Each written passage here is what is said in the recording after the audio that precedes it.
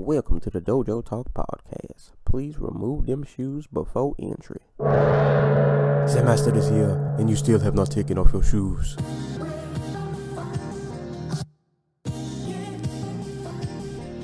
Yeah.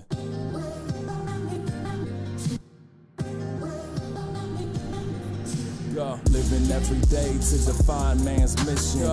Looking to the sky for divine transmission. Deaf man's vision makes the blind man listen. Eyes on the prize, this is blind ambition. Thank you. Welcome to another edition of the Dojo Talk Podcast. I'm your host, Serial Sensei. We are on episode number 98. It is Saturday evening. I'm recording once again, of course, with my co-host, Antaku. What's going on, man? I don't know why, but I feel very sleepy.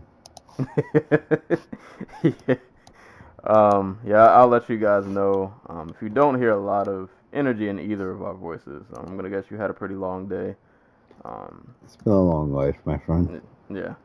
So, he's tired. I have not been feeling well these last 2 days. I slept all day yesterday when I got home from work, and then I called out of work this morning because I still wasn't feeling well. And I slept pretty much all day today. I got a chance to watch fights. You know, I caught what I could, but yeah, I'm not feeling too great. I'm gonna try to keep the energy for the show. But we're gonna power through this, so we both can just go to sleep.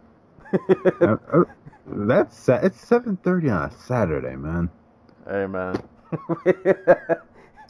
We're hitting that old and washed stage now. We're getting there. You know, I blame the weather. It's not looking too good outside right now. So I don't know what the hell drains me today, but it got me good. But we're here though. We're here. Real quick before we get started, as always, the podcast can be listened to on YouTube, SoundCloud, iTunes. If you're iTunes, please rate and subscribe and leave a review. And also listen to us on Google Play. Check us out on Facebook at the Dojo Talk Facebook page. Send questions to dojotalkpodcast@yahoo.com. And you can hit me up on Twitter at Serial Sensei. Also, special thanks to everybody who's been listening to the Sounds Like Fun podcast I started. The numbers are looking pretty decent. I know I said I wasn't going to keep posting it on SoundCloud and just make it a YouTube thing, but my SoundCloud numbers are better than my YouTube numbers. So I guess it's just going to stay on SoundCloud until further notice. But appreciate everybody who's been listening to that.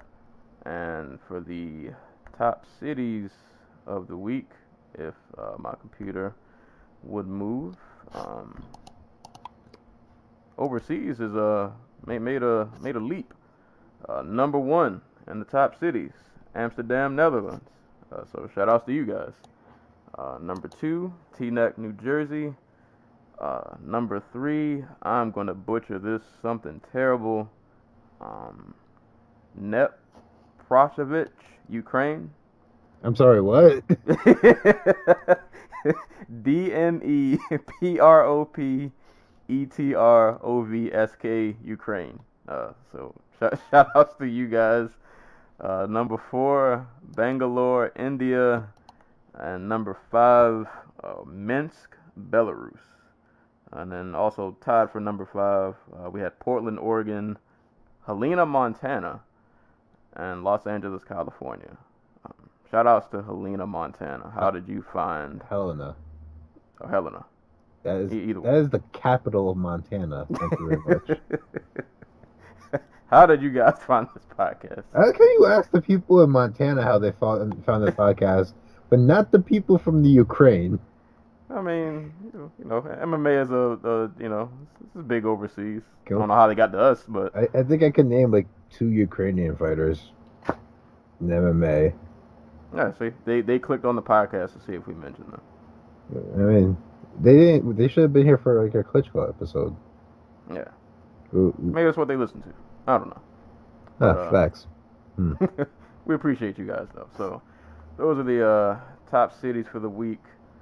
So today, as you guys know, there were no UFC fights this weekend, but the fight world never sleeps, There's plenty of news going on and a lot of fights that went on outside of the UFC.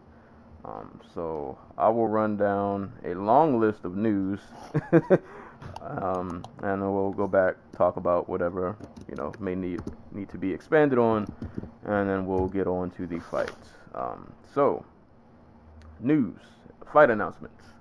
The big one: Francis Ngannou, Curtis Blaydes. This will be going down at UFC Beijing. Thiago Santos will be making his 205-pound debut against Jimmy Manuwa. That's going down at UFC Sao Paulo. Dominick Reyes will be fighting Ovince Prue at UFC 229. Lando Venata versus Matt Frivola at UFC 230. Brian Kelleher versus Domingo Pilarte at UFC 230 also. And at UFC Moscow, we have Magomed Ankalaev and Marcin Pacheco. Sean O'Malley will be making his return at UFC 229 against Jose Alberto. Ben Nguyen and Wilson Hayes will be fighting at UFC Adelaide. Nordine Taleb and Sean Strickland will be fighting at UFC Fight Night. This is 138, I believe. Diego Sanchez will be fighting once again against Craig. Oh, I just lost it. Where'd it go? Craig White? Against Craig White at UFC 228. Raquel Pennington will be facing off against Jermaine Durandamy at UFC Fight Night Denver. And other UFC news, 2 fighters have been let go. The UFC has decided to let go of Gleison Tibau and Tom Lawler. From the situation I understand, Tibau, the UFC just decided not to renew his contract, so he's technically a free agent. And Tom Lawler was released 2 months prior to the end of his USADA suspension. So that's kind of wild. I should note, Tom Lawler has been asking for to been released for a while now. So basically, he got suspended. So the UFC told him no, and now they cut him. So. Right. Well, from what I heard, from what I read too, I guess he has other interests. I guess he's like a professional wrestler, or is into wrestling somehow. He works. He's part of the Wrestling Observer radio broadcasting team. He's there with Dave Meltzer and what's his name, Brian Alvarez and Mike Sempervive. So he's always on their shows. I think he has a show on the network as well, and. It wouldn't surprise me if he just decided to go do the indie wrestling circuit. So it seems like he'll have something outside of fighting to do. Yeah. And from what I heard from Tibau, he could juice all he wants. As far as I heard from Tibau, he said he's been getting offers already, but he hasn't taken. I think he said Rizin offered him a fight against Gomi, but it was too short a notice, so he couldn't take it. And he also got an offer from ACB, but he turned it down because they've been canceling cards lately. Yeah. So he'll probably be back pretty soon. It seems like people are, and I think he said Bellator gave him a call too. So we'll probably see Tibau again. Why are people offering Tibau a contract? No shade. Dude had 28 fights in the UFC. That's to be respected. It was against at the high end, dude was fighting. He fought Khabib Nurmagomedov, and I'm pretty. Did he fight Tony Ferguson? This is a dude who's been there with champions. No disrespect, but at his peak, Gleison Tibau was getting booed off of TV prelims because he would just hold dudes for 15 minutes at a time. I mean, I feel I don't know what Rizin would do with him. Obviously they want him to fight Gomi for whatever reason, but I don't know. Maybe you bring him into your organization as just he's the tough, savvy veteran. You put him up against a young guy to see if they're ready. I guess. I guess, but at the same time, who is there even any value in him? Because dude hasn't won a fight in 4 years. I don't know. Well, maybe if you have Norman Park and you want Norman Park to get his win back, but I don't know. I'm not hating. I'm all for dudes playing the circuit and getting paid. Yeah. There's a market for him somewhere. There's still hope. Apparently. Just bizarre. And I guess continuing the list of being let go, or not being let go, but Magnus Siedenblad actually retired.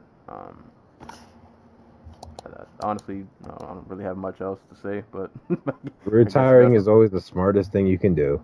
There you go. So he called it quits. In Bellator fight news, we got Brennan Ward and Andre Filaho at Bellator 207. Chet Congo versus Timothy Johnson at Bellator 208. Benson Henson will be taking on Sada Wad. For whatever reason, I did not write the event down for that card, but that's going down. Roger Huerta will be stepping in for Gordy Yamayuchi, and he will be fighting Patricky Pitbull at Bellator 205. I do not think that fight is going to go too well, but Kevin Ferguson Jr., a.k.a. Baby Slice, will be at Bellator 207, but he does not have an opponent named yet. Co-headliner for 207 will be Roy Nelson versus Sergey Karatanov. One Championship will be having a strawweight title fight with Yoshitaka Naito, rematching Joshua Pacio. And Golden Boy Promotions applied for its MMA license, or for an MMA event in California. And you may be wondering, why is this news? Well, that is because this will be the event that we will see Tito versus Chuck 3. So that's going to happen. And from what I've read, it looks like California is going to approve the event. So this fight might happen. It's going to happen. Yeah, it's going to be a real thing. They have to do it for the culture. Yeah, for the for the bloodthirsty, Little bit of a side note. Chad Congo's like one win away from having as many wins in Bellator as he had in the UFC. Well, the guy he's fighting, I didn't really read up on him, but he's a newcomer, so I don't know how that'll go. But we'll see. But yeah, Tito versus Chuck 3. All of our morals will be set aside so we can all watch, because we're all gonna watch that fight. I mean, of course. It's just that we're not gonna pay for it. Yeah. Except for like the simpletons who stopped watching MMA like 6 years ago, and like they don't realize Anderson Silva doesn't have the middleweight title anymore. Boy, are they gonna be hurt. Amanda Nunes and Nina Ansaroff are engaged now. Hey, I saw that. Yeah, I did see that. Shout out to them too. God, Tito versus Chuck 3. I'm gonna feel really bad about myself after that fight. Well, you know what? I'll only feel bad if Chuck loses. I mean, I won't feel bad either way, because they did this to themselves. They did, but I egged it on. Like, I feel partially responsible. I mean, this is all Oscar De La Hoya's fault. That's true. I can point the finger at somebody else. I don't have to shoulder this by myself. The last fight announcement. Well, actually, you know what? I'll save the last one because we'll briefly go over boxing in like a quick second after this. Well, speaking of that tip, I forgot about this. A rematch between Heather Hardy and Shelly Vincent for the WBO featherweight title is set for MSG on October 27th. I saw that fight live. It was on the what was it? It was the first televised women's fight in like over a decade, and I saw it live on the undercard of Spence versus Bundu. That's what it was. Over in New York. So that was a great fight. So I'm expecting fireworks from the rematch. So go watch that. There we go. So, real quick, just to revisit some of these, I guess some predictions and thoughts. We'll just go back to the big one. Ngannou and Curtis Blaydes in the rematch. I'm pretty sure we've mentioned this fight plenty of times before. Their first match, and we've always given Blaydes when Ngannou was on his streak of just murdering and decapitating people, Blaydes was the only one who somewhat survived. He left with his head still attached to his body. Right. So it's been a little bit since they've happened. Their careers have in that short of time You know, Curtis Blaydes' stock has done nothing but rise. Ngannou's career as of late has been interesting, to say the least. That's not the word I use for it. I'm trying to be nice. This has not been too great, but you know, it is what it is. But how do you see this rematch going? Not well for Ngannou. Like, but Blaydes is like, it's really important to mention. Like, Blaydes was training out of like a UFC gym in Chicago when that fight went down the first time.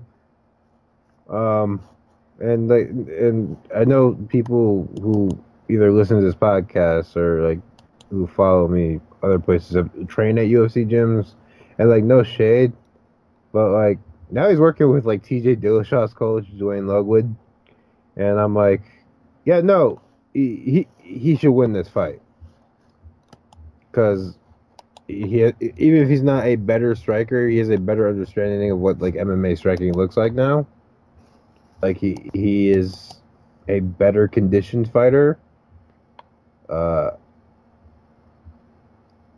I just can't help but go back to the fight. That dude took that fight on like, I think he took it on short notice if I remember right. And again, he was training out of a UFC gym in like Chicago or something. So, yeah, no, I'm taking Blaydes all the way. Yeah. And Ngannou, I want to say that like the Ngannou Lewis fight was like an anomaly, like like we're not gonna see that again. I hope we don't see that again. None of us deserve to see that again. But I don't know, that fight just seemed to show me like where his, I don't know, like something's off. I don't know if the Stipe fight really took that much out of him and he's just not gonna look the same from here on out. But you know, I can only go by what my eyes show me, because that's, you know, I don't know these guys personally. I'm not in the gym with either of them, so I can only go by the eye test. And the eye test tells me Ngannou's stuck in a really weird place right now, and Blaydes is just out here murdering people. And I have no reason to believe that he might not. I don't know if he'll murder Ngannou, but I think he'll win decisively. Like, maybe he'll eat a hard shot once or twice, you know. But I think he'll find his way in, and God help Ngannou if Blaydes takes him down and gets on top of him. Because we saw what happened to poor Overeem, whose head got elbowed to another planet. So, yeah, I'm going to go with Blaydes in this one also. Thiago Santos and Jimmy Manuwa. Santos coming up to 205. Who wins this? I'm really just trying to say like the first dude who wins, but I'm gonna go with Santos, just cause middleweight to move up, just send the wreck shop. It's really funny. Yeah, this is hard for me because Manuwa hits really, really hard, but Santos, I think, is a more well-rounded striker. But man, if Manuwa catches him clean once, it's over. But Santos is younger, probably faster, a little more in the tank. I'm going to pick Santos by a very slim margin, but if somehow he got his clock cleaned, I would not be surprised. And the last fight for prediction, Dominick Reyes and OSP. I think this is a really interesting matchup. Who you got in this one? I really don't like these matchups where you put like you're in there with OSP.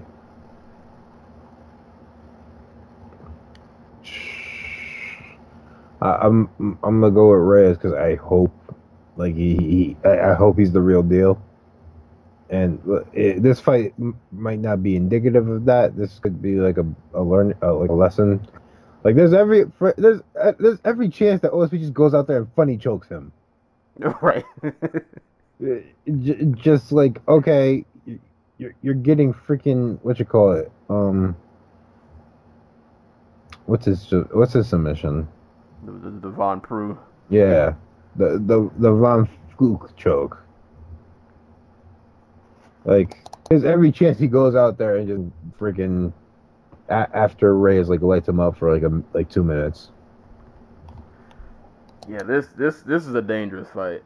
My bias is just gonna make me pick Reyes because I'm just a huge fan. It was funny because when this fight got announced, I just went back and just started watching like a lot of Reyes' fights, even like the ones before the UFC, and like he does a lot of things that I like. Like he moves really well for a guy his size. He knows how to use his range. He slips punches really well. But OSP is just one of those dudes. Like, he might not be the most consistent fighter, but he's just really weird and crafty. He also happens to be athletic and powerful, and if he catches you, he can knock you out. His submissions just seem to come out of the air, but they work. Ugh. Yeah, this is gonna be a hard one. Like, But I don't like this fight because OSP, for whatever reason, still seems to be like in his physical prime. Like he's not like a Glover Teixeira who is like clearly on the decline. He still can take a punch. He has like there's no, he might be the most experienced dude at heavyweight right now because I don't think for starters he has like 40 something fights and he's fought everybody in the top 10. Like Gus, he hasn't fought, and DC, and that's it. Like, he fought Jones. He fought Jones for 25 minutes. all right. Like, he fought Glover. He fought Bader when he round. Did he fight Davis? I don't think he fought. Did he? I don't think so. I don't think he did. Yes. But he's fought, like, Corey Anderson and Pat Cummings and, like, all those other dudes. So, like, I don't like the fight where, like, the one guy who's still at his physical peak has all the experience, and then like the other guy hasn't left the first round in the UFC. Well, I'll say win or lose. Like I said, with OSP not being the most consistent, I think this fight will tell us a lot about Reyes. I think we'll learn something from him. Either we'll see that he still needs time to maybe he's not quite ready yet, or we'll see that maybe he's just ready to take some souls. We'll see, but. Yeah, that's a dangerous fight, but I'm gonna go Reyes as well. I'm gonna say, it's easily gonna be the hardest fight of his career, but he'll find a way to edge it out. Or get funny choked. Yeah, or right, or get funny choked. I'm not even gonna say he's gonna finish OSP. I don't even know if he'll finish him, but I'll say he'll eke out a 3-round decision. Now he'll definitely have to work for, but I'm rooting for him regardless. But those are the news for the week, at least since the last time we recorded. And real quick, I guess we'll get into the 2 boxing fights that actually happened today. I'm not sure if you got a chance to watch either of these, but I was at work. Well, I'll give a quick rundown. At least the 2 fights that everybody seemed to talk about. Tyson Fury and Francesco, what's this? Pianeta? Probably saying that wrong. I apologize.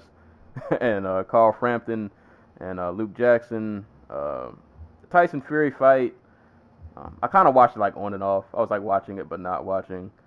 I can say it looked better than his last fight. He seemed to be moving a lot better, a little bit crisper on his feet. Kind of just like boxed him up. He didn't, It was, you weren't as impressive, I guess, as you could without finishing him. Like, he was never in any real danger. He did, I guess, his version of like an Ali rope-a-dope in the first round. That was pretty funny, seeing a guy his size do something like that.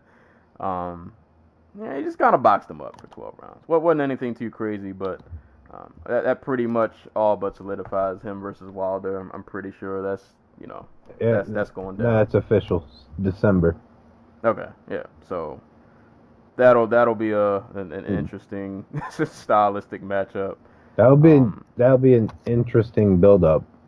Did you hear Deontay Wilder's interview while he was in the UK for the fight? Mm-hmm. Yeah, no, nothing good. Apparently it had nothing to fucking do with Tyson Fury. It was just stupid. All I know is Tyson Fury came down to Sweet Home Alabama in this fight for his entrance. I didn't catch that was word on the street. So, yeah, that's gonna be a fun. Yeah, you're right. That'll be a fun build up. That'll be some interesting trash talking, and that fight is just gonna look really. It's gonna be a crazy fight. It's gonna look really strange, cause like Wilder's just like straight brute strength, and Tyson's like. Tyson Fury's body is built like an old guy from the 40s who somehow made it to 2018. It got stretched out a little bit. Right. Like, he is like 80%. And like the remaining 20% is just all like round gut. It is. He is Dr. Eggman in rare form. Like, but at the same time, he has more finesse than any other heavyweight right now.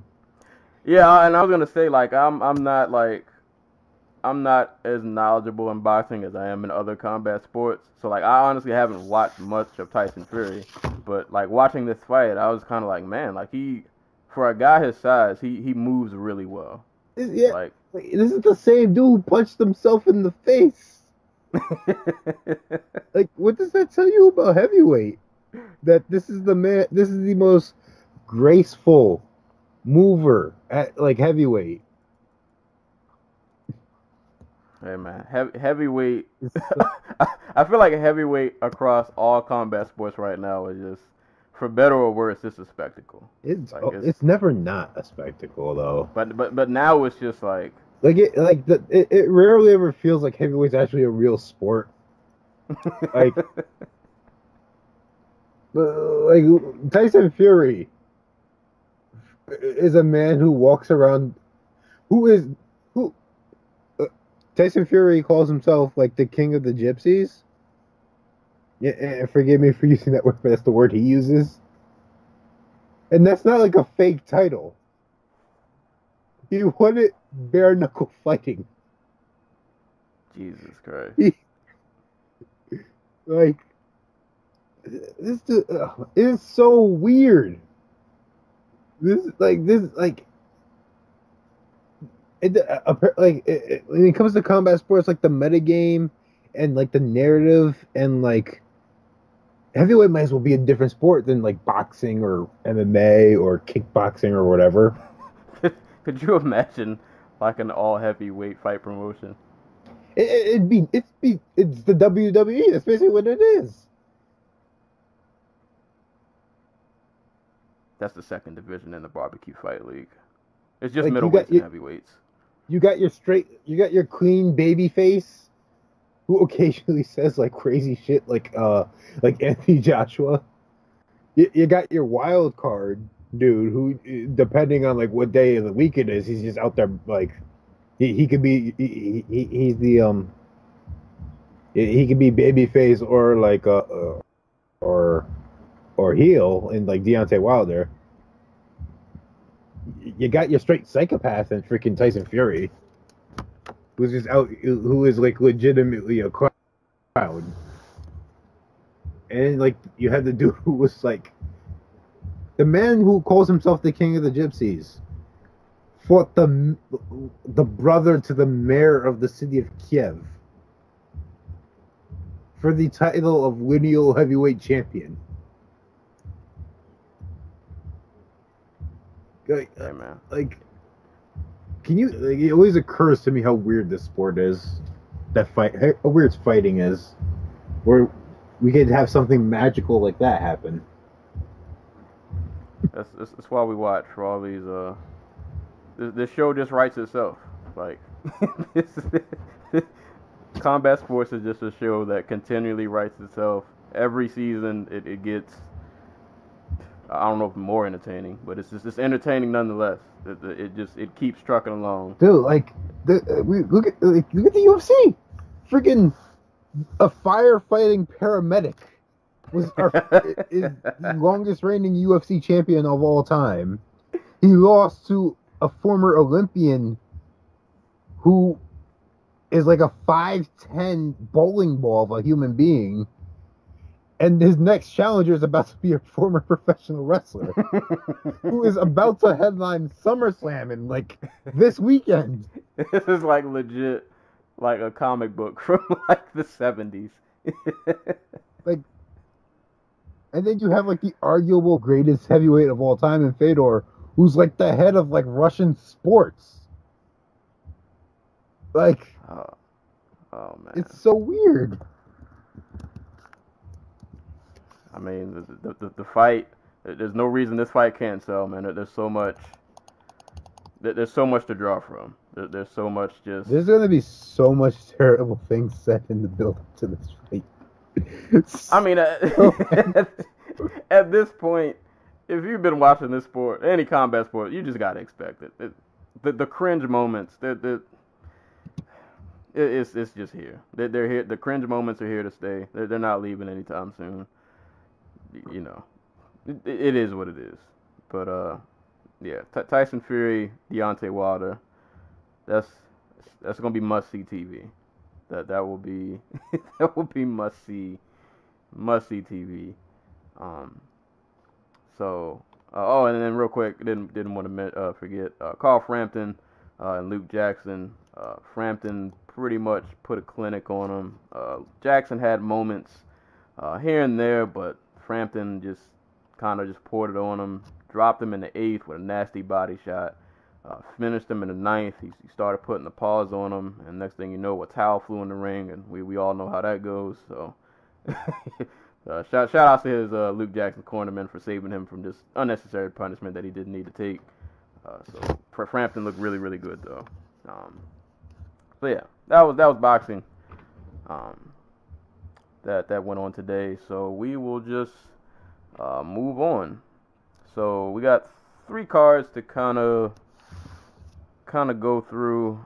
We got Rizin 12 that went down, PFL 6 that went down, and also Bellator 204 which went down. So we will cover these 3 cards, and I guess at least of what we saw of them.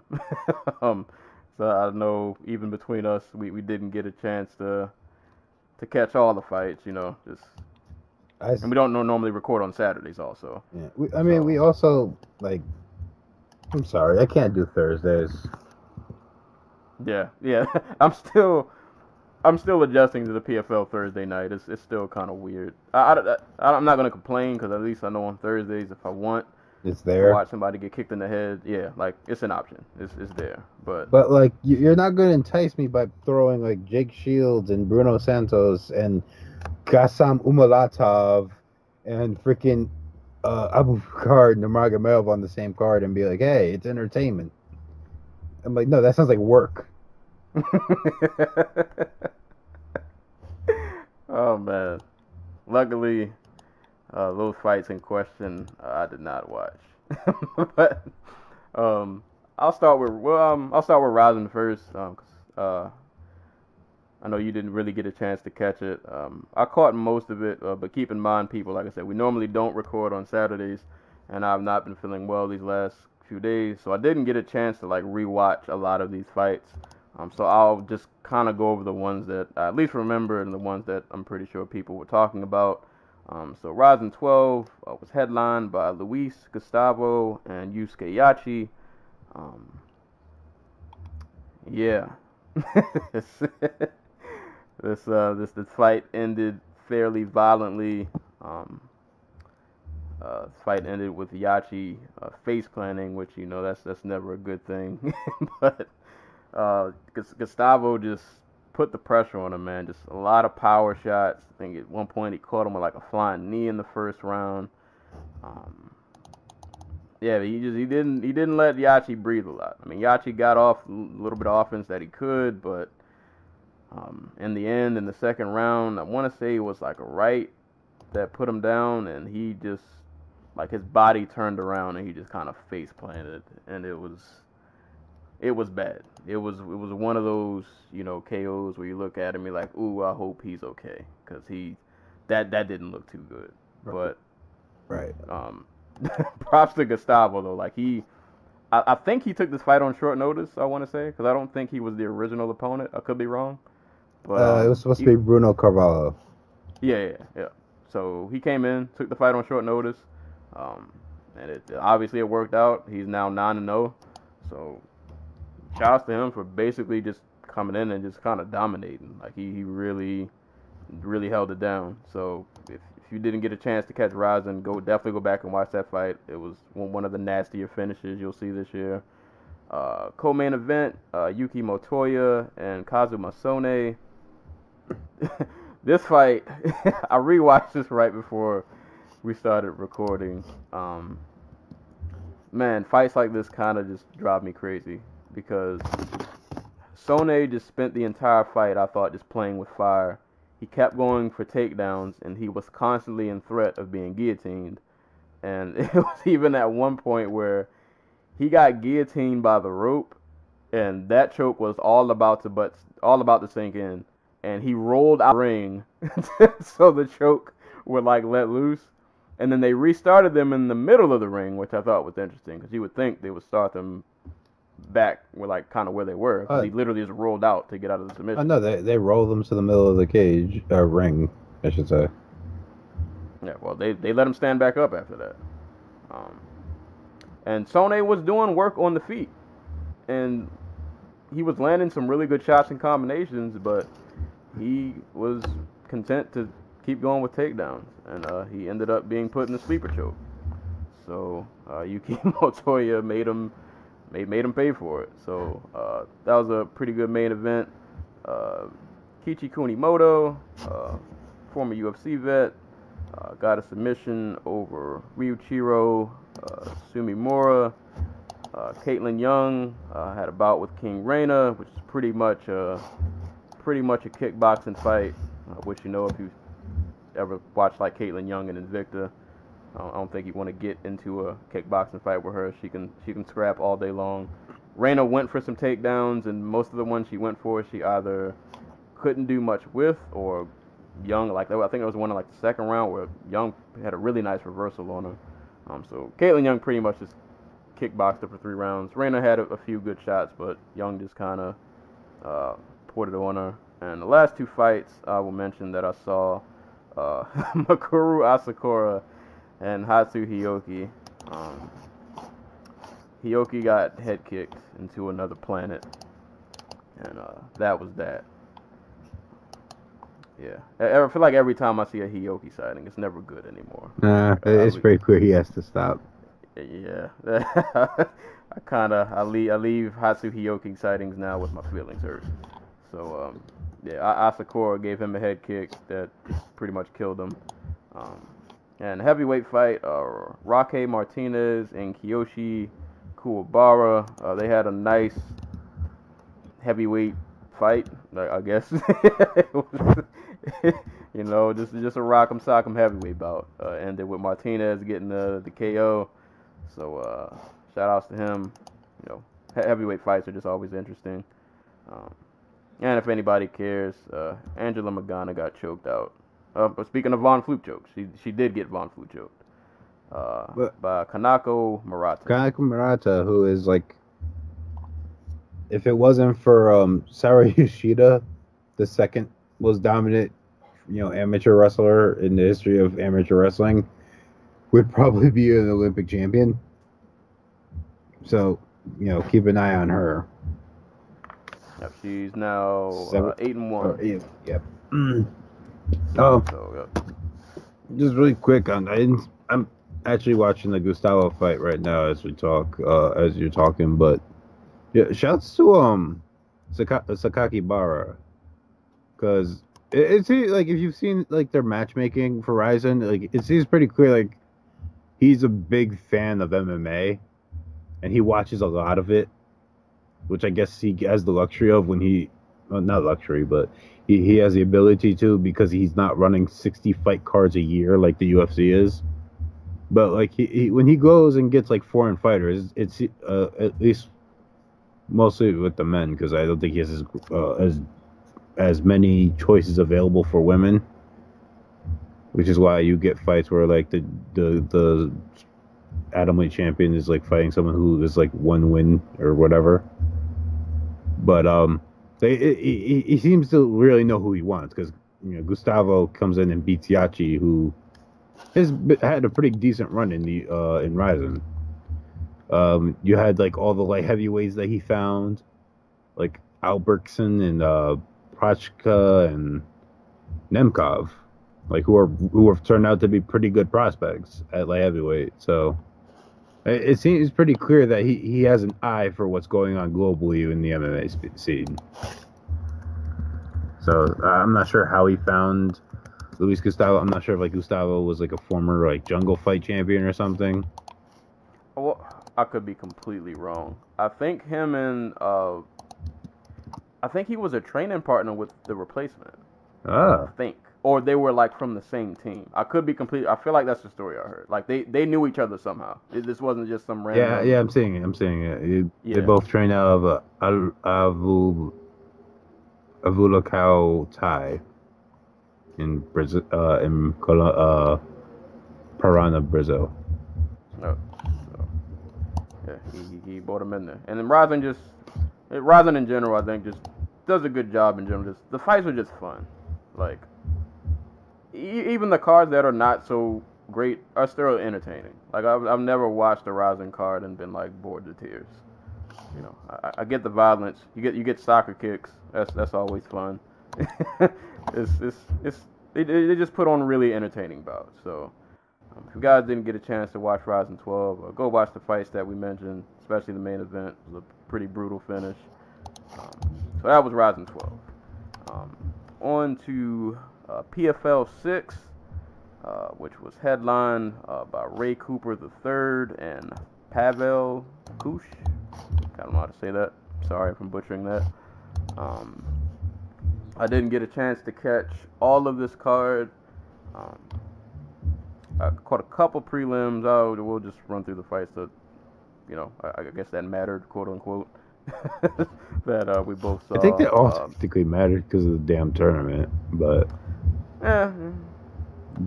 Even though I don't know who's seeded what other than Ray Cooper, I'll have to look into that. I like their tournament format, even though I still don't really know who's seeded where and how this is all working out. But like the cards so far have been solid. Can't really speak on this one as a whole because I didn't watch a lot of it. But main event: Ray Cooper III, Pavel Kush. Last time we saw Ray Cooper III, he put the almighty pause on Jake Shields. That trend continues. This time he only needed about 20, 30 seconds. Like, he came out throwing. He ended throwing. He caught Pavel with, I don't remember, like a left. He just put hands on him. That's all you need to know. Like, literally, he just came out throwing, and Pavel caught some hands.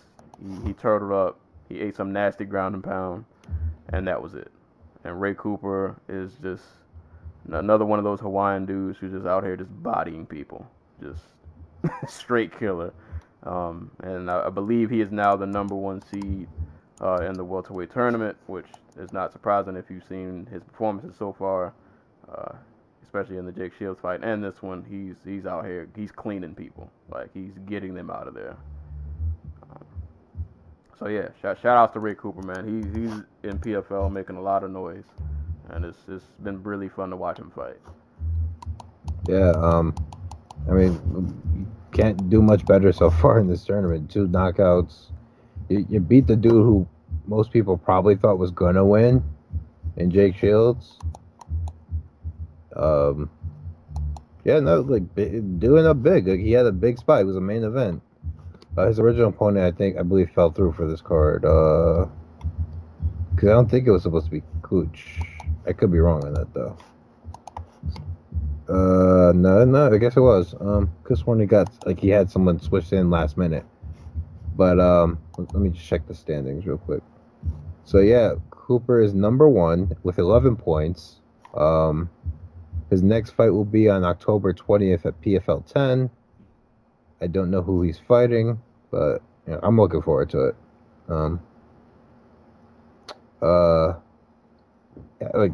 Just not a whole lot to say because he just murdered a dude in 18 seconds, but yeah, and took no damage. like in both of his fights, he hasn't taken really like any damage. I will say the extra punch after the referee jumped in to stop the fight was completely unnecessary.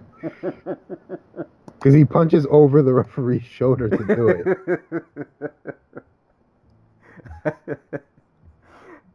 Oh no, I didn't even notice that. I had to go back and watch. I did not notice that. Jesus Christ, yeah, that guy he didn't deserve that. He was out of there. I think Cooper was just in murder mode because you can see in the way he was moving. He was just not going to be denied that knockout. I mean, even before the fight, when they were doing the entrances, like while they were in the octagon or hexagon, would bring the head. Cage. Yeah, maybe I'll just say cage. Like, normally when they do the announcements and they call your name, like, you start pointing at the banner or your sponsors or you wave to the crowd or something like that. Cooper had his hands up the whole time. Like, he was not here to play around. Dude, he had his hands up from the moment he stepped in there. He was ready to throw. And, yeah, he definitely let him loose. So, shout out to Ray Cooper out here, catching bodies left and right. Got to think he's probably a favorite to win the tournament now. Co-main event, I guess I mentioned, even though I didn't watch it. Magomed, Karamov, and Bohan Velikovic. Magomed won via decision. Another fight that I did watch, Kayla Harrison and Gisette Cotton. I found it really funny that Kayla Harrison was like, I don't want to get into MMA because I don't like the idea of punching people. And she's really good at punching people. Yeah.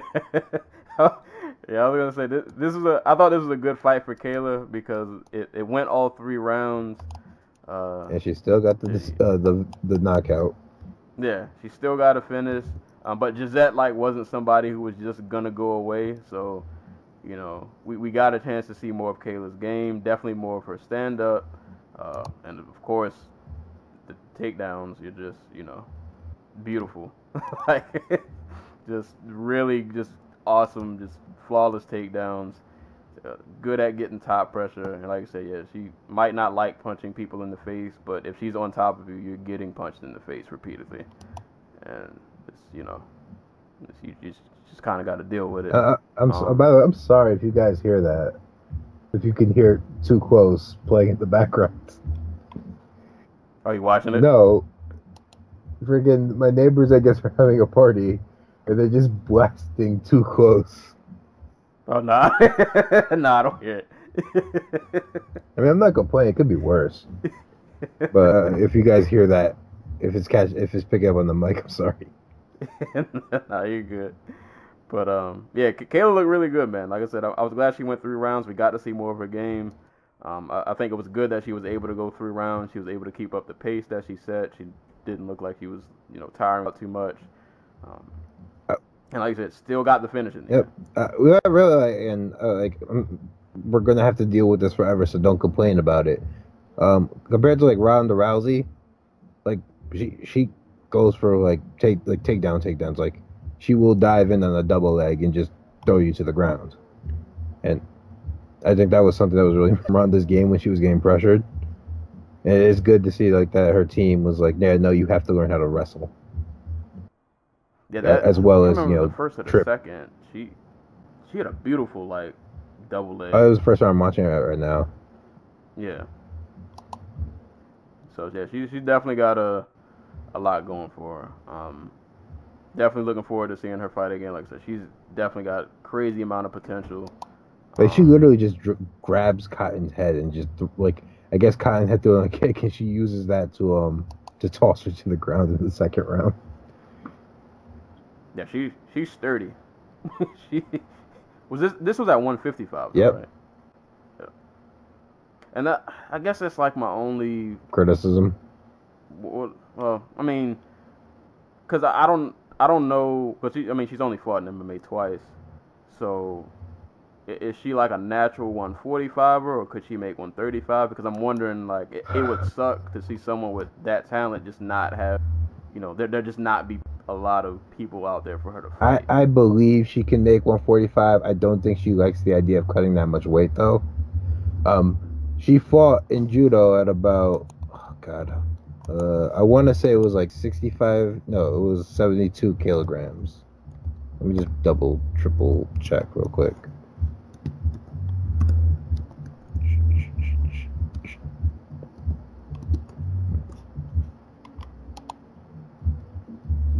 Because I think I heard something even before this fight that before this fight got announced, she was like just having trouble finding opponents. Yeah. No. Okay. So she competed at judo about 172 pounds.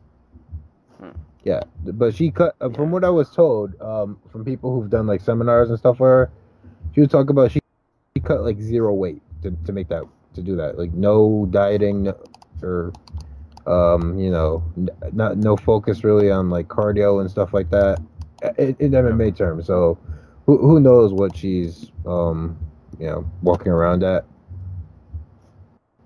I mean, because 45 can use all the bodies it can get. Right, but Yeah. I don't know. From what I can tell, she makes 155 super easy. Like from what I've heard, or what. I don't know if she wants to compete at 145 though. Like I know she says she was having trouble finding opponents, but she was also hyping up the idea of like a lightweight tournament. I'm like, dude, you could get all the people who've ever fought at lightweight, and it would be like her, Gisette Cotton again, George Lucas's daughter, and like what's her name, Bobby Daniels, who's fighting over in like Cage Fury. Was it Cage Fury? Bobby Joe Dalziel. She's fighting for CFFC, I believe. So Making a triple threat match. yeah, like it's like I can name only like 4 women who've ever fought at lightweight. Who I believe like will actually like be around that weight, not just like, oh, they're really big. I mean, or they're blown up like featherweight or bantamweight who just didn't want to cut weight that week. So like, Yeah. I don't know. Like, can they get Felicia Spencer? Can they get, who actually has competed at lightweight? They could probably get Daziel, Bobby Joe Daziel. I heard something like Randy Miller wanted to fight. For those who don't know, Randy Miller was like an Olympic bronze medal wrestler back in like 2008, and she actually did fight in MMA once at the very first Invicta, but she also came in like 12 pounds overweight or something. Yeah, no, not good. Yeah, no bueno. Like I want to say like half the women on that card ended up like coming in like way overweight. So it was not a good night in terms of making weight. But I heard she wants to do MMA again, but she's also been saying that forever. So maybe they can get her. Like I can see them. I can see them finding 8 women. I don't know if they can get them all. Like I can imagine like Ray Sefo sitting at a computer going like, oh, okay, there's this Randy Miller chick, there's this Bobby Joe Daziel chick. We already got Gisette contract, and I'm sure she would come back to fight again. Like I don't know if they can get them all though. Yeah, and that's kind of what would really suck about. I would just hate to see somebody like Kayla with that much talent just like suffer from just not having bodies to fight. Because we know what happens when that. We know what happens under those circumstances because of Chris Cyborg. Yeah, and you don't want a talent like that.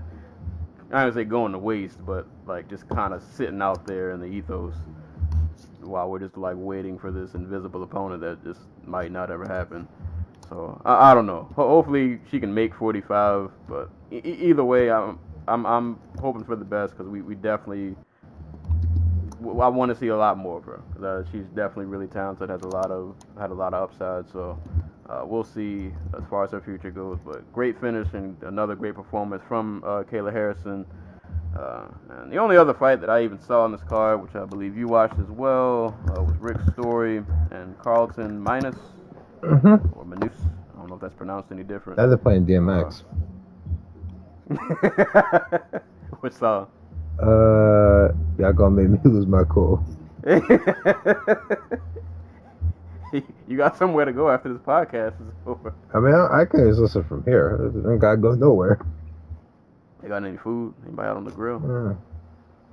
I want their food. It's outside food. Nah. but from what I remember, Rick Story just kind of beat this guy up.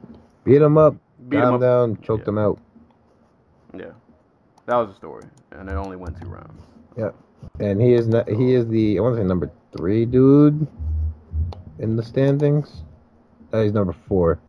Points for Rick Story. So that went down. And if anybody cares, Jake Shields got a win over Herman Serrato. I didn't watch the fight. I heard it wasn't pretty, but it is what it is. Jake Shields is like historically a top 5 welterweight, and nobody can give a shit about him because he's so boring. But I will always cape for Jake Shields and say is not eye pleasing as his fights are. He has a really good resume.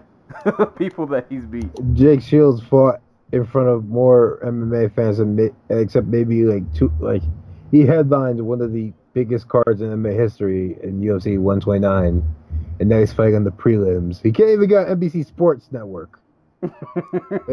He's on the he's like on the Facebook Sherdog prelims. Hey man, nobody stays on top forever. Yeah. So some people fall more graciously than others. John Fitch is back on TV.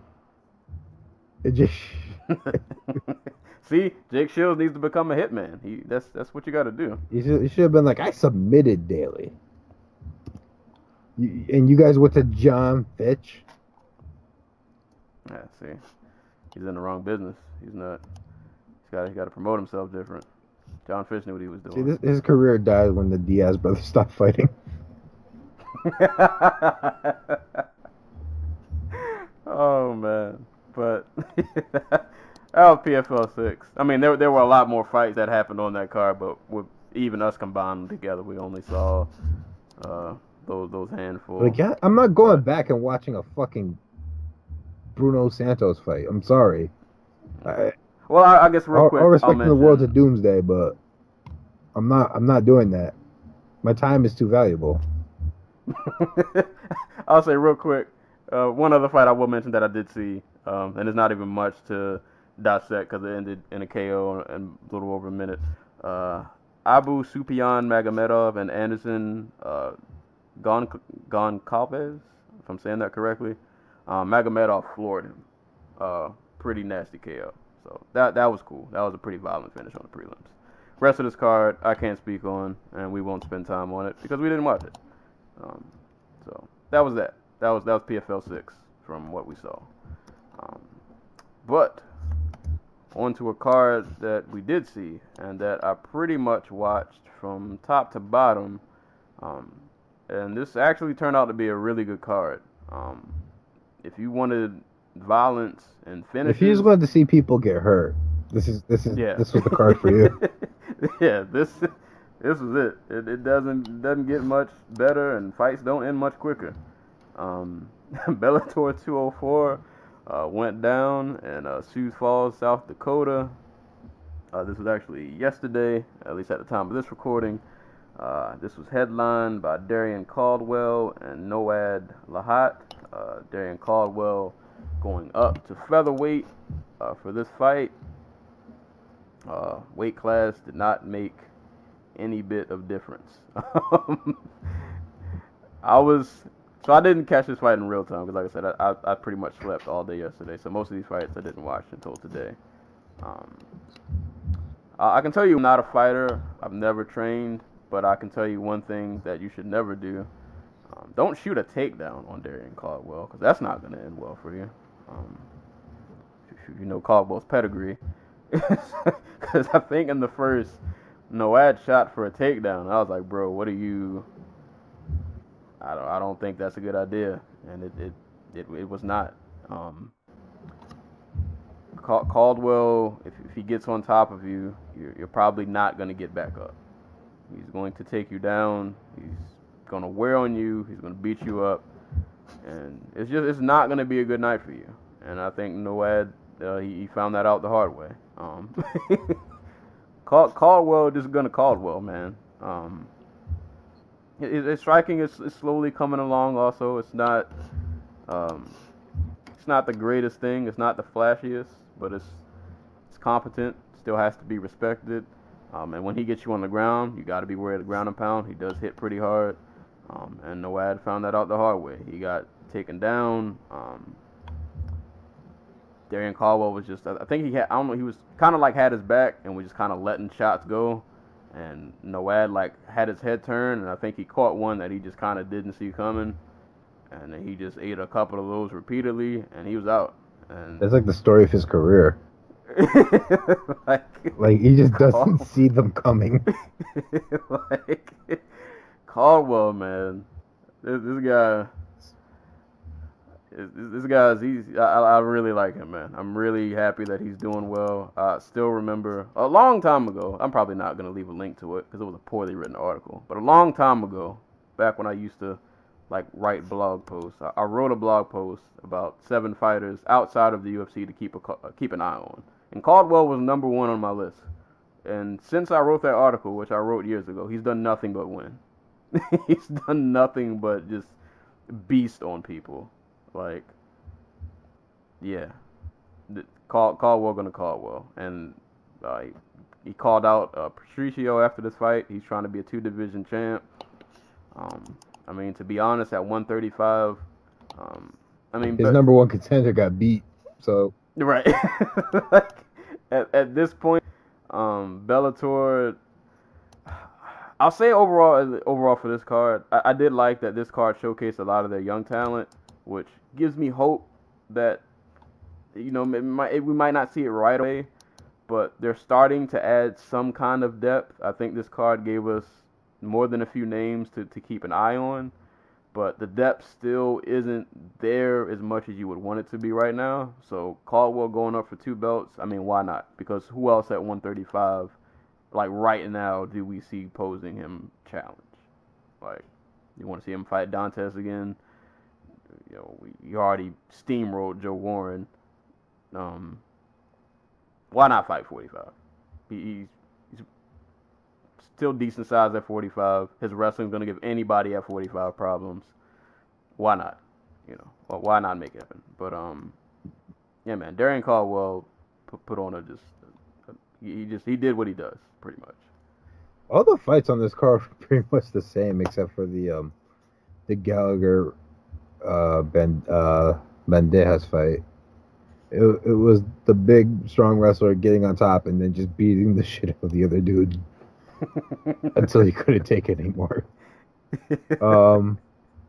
Like, my worry with Caldwell is the same worry I have for all the dudes who come from like outside the UFC.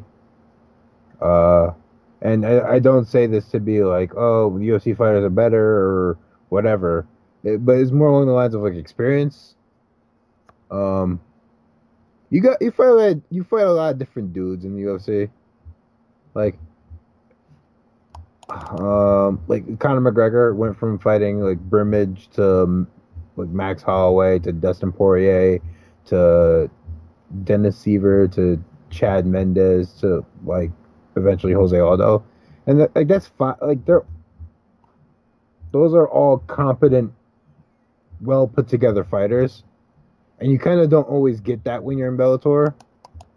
Like, because again, some of these dudes are on the come up, like your Logan Storleys, but like some of these dudes have like 3 other guys in their division, and they've been fighting them for like,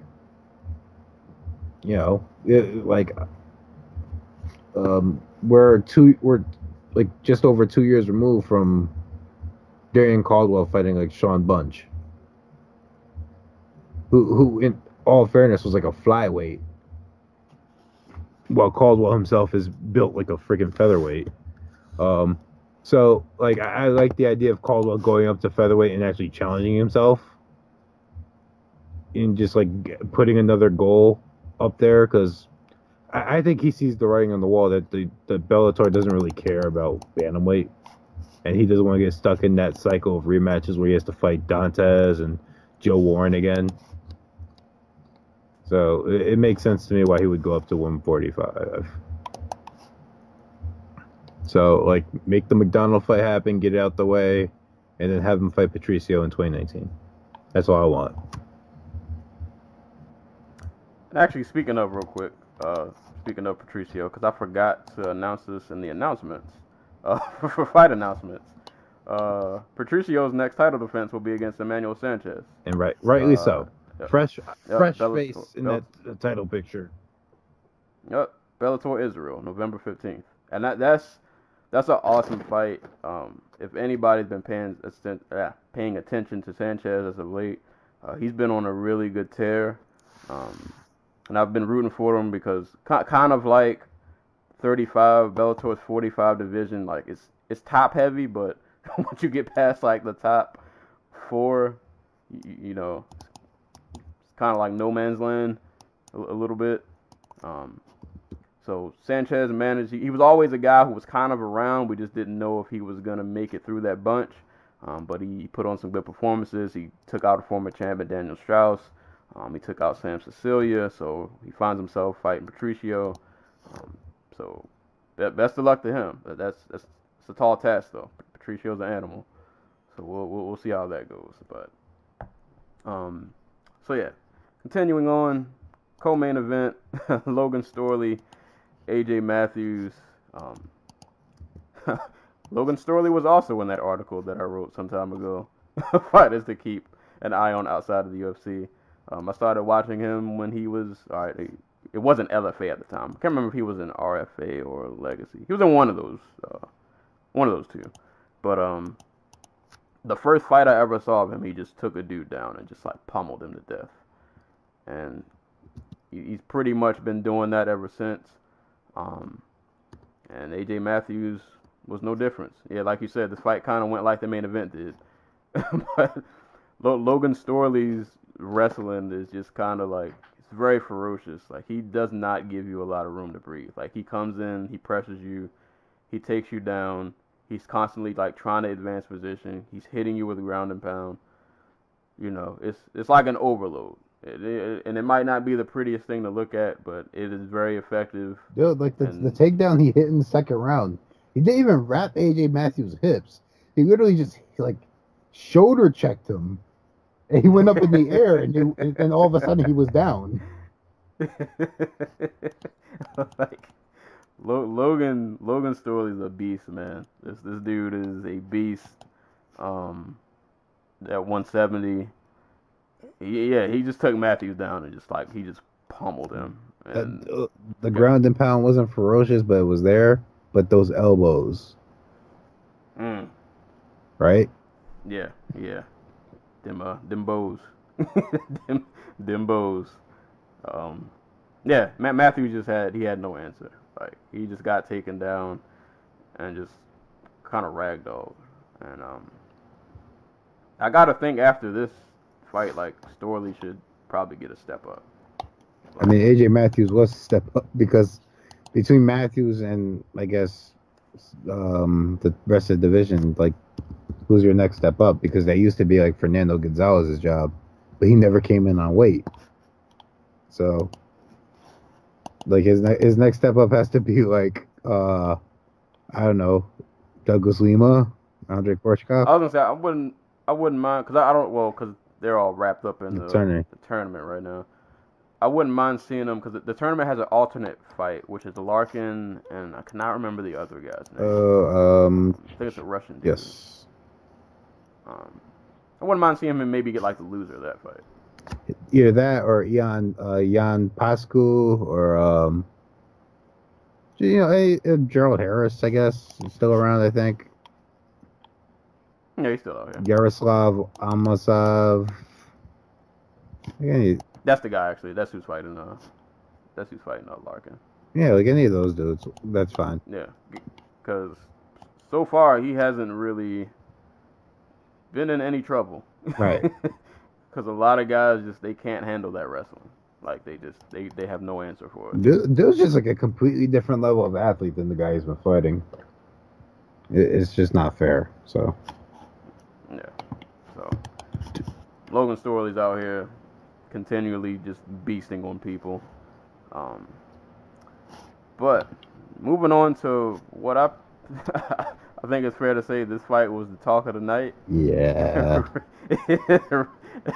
we can stay on this one for a little bit because it's a little bit to unpack here. Ricky Bandejas and James Gallagher. So from what I understand, Ricky Bandejas he's the interim CFFC bantamweight Yes, champ. because Nick Pace has not fought in like 3 years.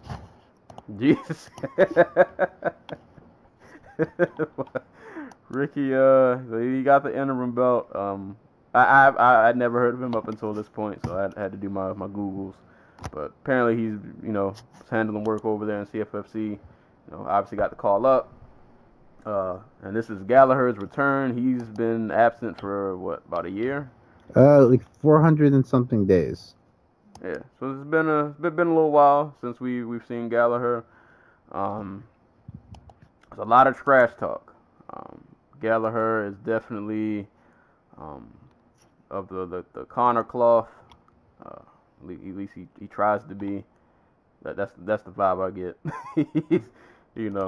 I've heard that he's a very friendly person outside of the cage, but when it comes to the fight game, he's all about the trash talking. He's all about the disrespect. He was literally like when they walked in the octagon, he was all up in Ricky's grill, like invaded all of Ricky's personal space, and Ricky never budged. He didn't make a big deal out of it. He just kind of, I'm gonna see you when I see you. Right. And he saw him. Boy, this is one of the meanest finishes you're gonna see all year. But I'll give Gallagher credit. When the fight first started, he came out really aggressive. He put pressure on Ricky. He was getting leg kicks off pretty well. But there was a sign of things to come. There were a few times when Gallagher would throw that leg kick, and Ricky was just waiting to counter him with the right. And I think he caught him like twice. I don't know if they landed flush, but you could tell like he was looking for it. Yeah. You've made it when like you're a 7-0 fighter, and the champion, his brother, like 2 other dudes at the top of the featherweight and bantamweight division are tweeting about you losing and laughing about it because you're such a fucking loudmouth. Because that's what happened. But it's like Gallagher is never like I've never looked at Gallagher as like a blue chip prospect. I don't know, like I don't know if it's just because of like his style of game where he's like, okay, he's a Irish Brazilian jiu-jitsu guy, wrestler dude, like he'll take you down and submit you from top, and like I'm supposed to believe he's going to succeed in the division that has Darian Caldwell in it. Like, 'cause I don't think before this we've ever seen him like in prolonged striking exchanges, right? I don't remember the Chinzo Machida fight that much. Yeah, his ground game's always been pretty good. Like that's his A game. Yeah, like no offense to the Irish, and no offense to Kavanaugh, but like who out of SBGR and grappling has inspired me to believe that that this is going to be the dude who can go toe to toe with like D1 wrestlers.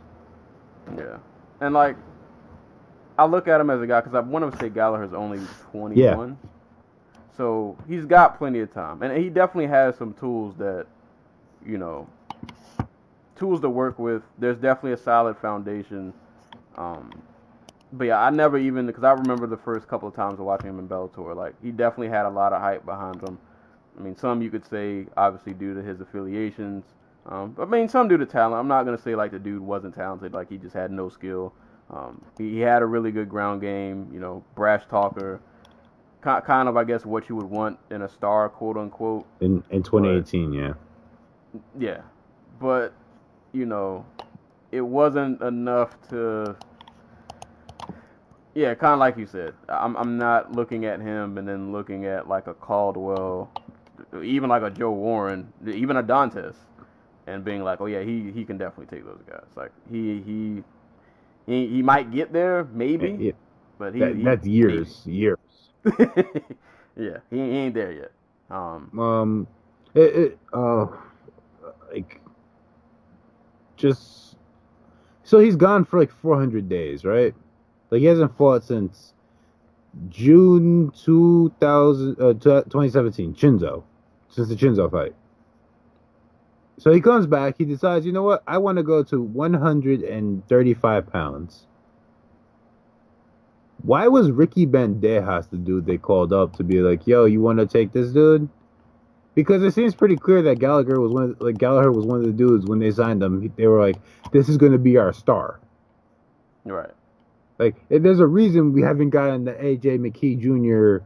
or the third or whatever fight and Gallagher, even though they've been calling each other out forever now. Like, there's a reason we haven't gotten that fight. It's because they wanted Gallagher to get better. So, why did they bring in Bandejas, who is like a legitimate bantamweight prospect, whose only loss is to Nick Pace, who is a really good fighter when he actually decides he wants to fight? Yeah, it did not. It did not end well. Yeah, like I'm confused behind the logic, because I can tell you right now, they probably don't have a plan for Ricky Bandejas. Like, this was probably a dude they picked up and were like, okay, we're gonna have him fight Gallagher, and the Gallagher's gonna win, and then but they have a multi-fight deal for him, for Bandejas. So I don't know what the plan is. Like, is he going to? He's definitely not going to fight Darian Caldwell next, right? Because that's going to Michael McDonald. All right. But they were talking about, like, if Gallagher wins this fight, he's going to fight for the title, or he's going to fight somebody to fight for the title. So I don't know. Like, Bandejas is a dude who should have been in the UFC. Like, I think he's good enough to. Well, yeah, he's good enough to have at least gotten an intro contract to the UFC, or to get on like the Contender Series, to get one of those fights. Like, he is a legit, maybe not a blue chip prospect, but like he's a pretty damn good one. So, again, I don't get the logic behind having him fight the guy you want to be a star, who's coming back from injury. Yeah, I mean, and just to go over the finishing sequence, after Gallagher started the round like pretty solid, he caught a right, left, straight down, and it just kind of floored him. He gets back up. You can tell he's a little shaken. I think he ate another right, backed up, and then he caught a Shawn Michaels Sweet Chin Music, and I don't use that in, like, it was a legit Sweet Chin Dude, music. just perfect extension and everything. like the only thing he didn't do was, like, you know, like Shawn Michaels used to like stand on the turnbuckle and he would stomp his feet before he caught. That was the only thing he didn't do, because there's no turnbuckle to grab. But as far as motion of the kick, it was perfect. Like, straight Sweet Chin music. I don't think Gallagher knew what happened. He ends up on the ground. He catches ground and pound until his soul just leaves his body, and Ricky proceeds to yell in his face. Justly so. He definitely, Gallagher got in his face before the fight, so. Yeah, and I gotta say this, because I saw this on Twitter. Like, people were, I don't know the word I'm trying to use. I don't know if it was mad, but like, all right, so like after Gallagher caught the Sweet Chin music and got grounded and pounded to death, people were, I guess, surprised / upset maybe that so many people were kind of pouring it on Gallagher after he lost. And it's just kind of like, listen, when you talk a lot like Gallagher, and we've seen this before. We've seen this with dudes like Conor. We've seen it with dudes like Sonnen, you know, back when he was fighting. You know, we've seen this story plenty He's of about to times. be Bellator heavyweight champion. Oh yeah, he still is. Jesus Christ, he still is. I forgot. Jesus Christ, he still is fighting. Like we've seen this plenty of times, man. When you talk trash, is like, and there's a difference. Like some dudes talk trash, but some dudes like they go extra. And like, there's one thing to talk trash to somebody. There's another thing when you're like Gallagher and you're posturing up all in this dude's face before the fight. Like when y'all aren't even supposed to be on the same side of the octagon, you're all in this man's grill. You gotta expect that when he loses, especially in the fashion that he lost, because it wasn't like this was like, oh, they had one of those, close 3-round decisions. It could have went to either body, respect on both sides. Like, no, like you got murdered. Like that's gonna be a highlight reel for the rest of Ricky Bandejas' career.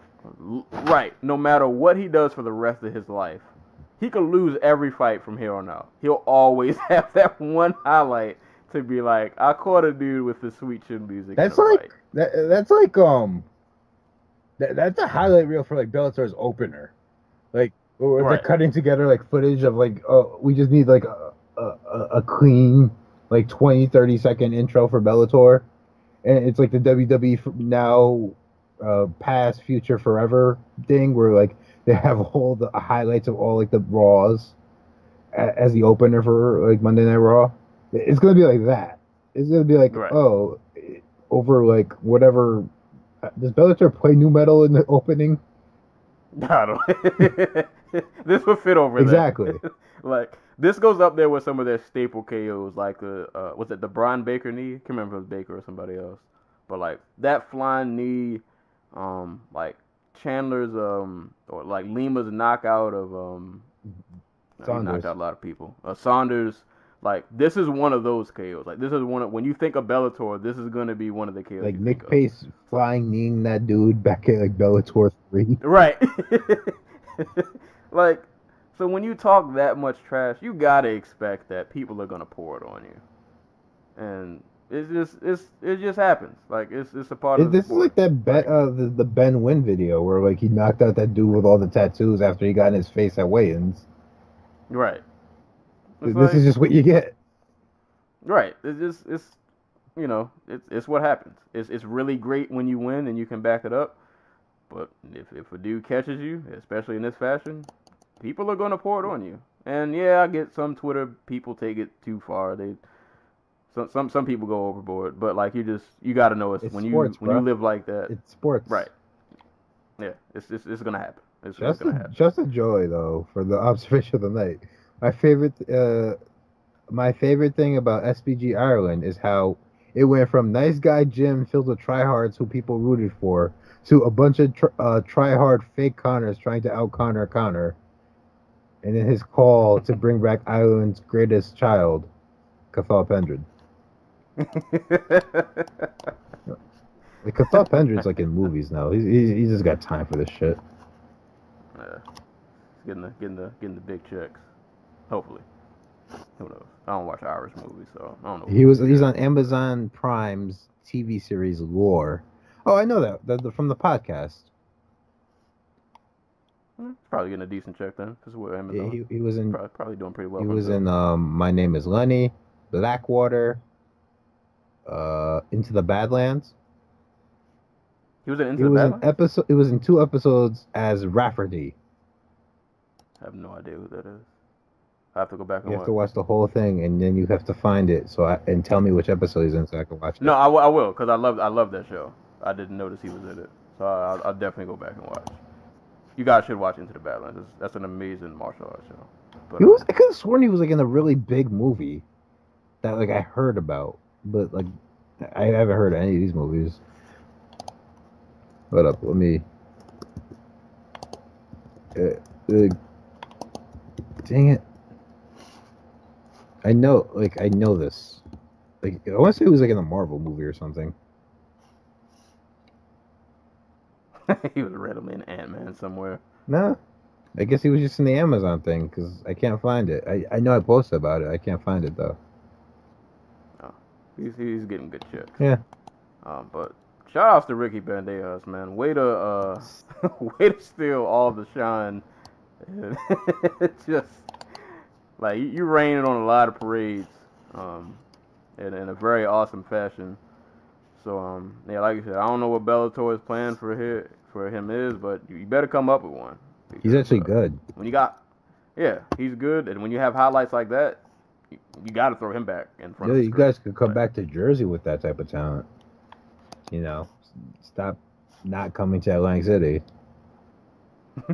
I mean, Brick is right there, where he's from. So there you go. So Ricky Bandejas, keep an eye on him. He's out here sweet chin musicking people. For real. And this awesome. And the last fight of the main card was Taiwan Claxton and Chris Lencioni. This fight continued the theme of I'm gonna wrestle you, I'm gonna beat you up, and in Taiwan's Claxton, I'm even gonna dance on you, because you can't stop me, and I'm better than you. It's pretty much what he did for 3 rounds. I mean, they traded on the feet a little bit, but a lot of this fight was Claxton just being the more athletic, the more powerful guy, just able to get takedown after takedown and just beat him up. Like, Claxton's a And featherweight? I don't know why. I thought he was like a welterweight. Dude, fucking jacked. No, because they said I think I don't remember if I heard or read somewhere that he's been trying to get a fight with Pico. Ooh. See, I like that.